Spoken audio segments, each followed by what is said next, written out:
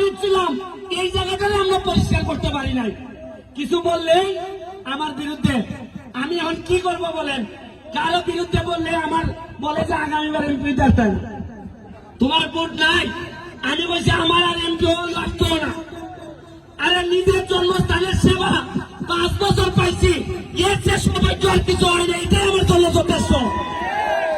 আপনারা তরুণ যারা আছেন, ইয়াং যারা আছেন, আজকে দেখেন চা বাগানের শ্রমিক ভাই বোনেরা, এরা আগে জানতোই না যে এদের এত সুবিধা আছে।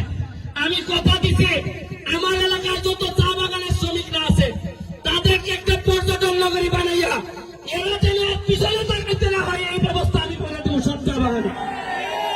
আমাদের যারা বাচ্চারা আছে, আমরা একটা ইংলিশ মিডিয়াম স্কুল চালু করছি।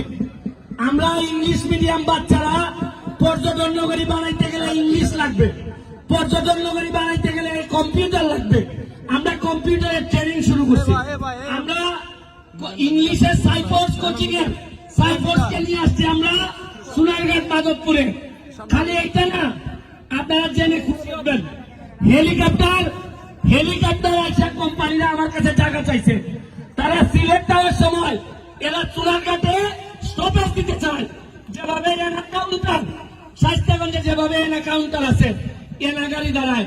আমার সাথে কথা হইতেছে, সোনারঘাটে হেলিকপ্টারের কাউন্টার হবে। হেলিকপ্টার নামবে, হাততালি দেন না কেন?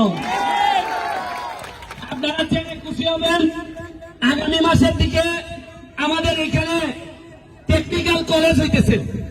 টেকনিক্যাল কলেজের কাজ শুরু হইতেছে। আপনারা জানেন ট্রাক্টর প্রতিদিন এখন গর্ত ভরাটের কাজ করে, রাস্তায় রাস্তায় গর্ত ভরাটের কাজ করে। আমি কথা দিচ্ছি। আচ্ছা ভাই, ব্যারিস্টার সুমন স্পিড বোট চালু করেছেন, আপনি কি মনে করেন?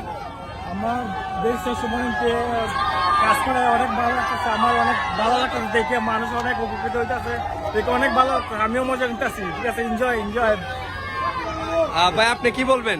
ভাই কিছু বলার নাই, এখানে এসে খুবই ভালো লাগতেছে। সুমন ভাই স্পিড বোট চালু করেছেন, এটা দেখে খুবই ভালো লাগতেছে। আরো অনেক মানুষ এসেছে, সবাইকে মানে একসঙ্গে দেখতে আরো ভালো লাগতেছে। আর এখান থেকে এখন এই যে জায়গাটা মরা গাং যেটা হচ্ছে এখন জীবিত হয়েছে, এটা আরো ভালো লাগতেছে। এখানে খুব সুন্দর পানি, খুব সুন্দর জায়গা, মানুষ আছে, খুব ভালো লাগতেছে। ধন্যবাদ।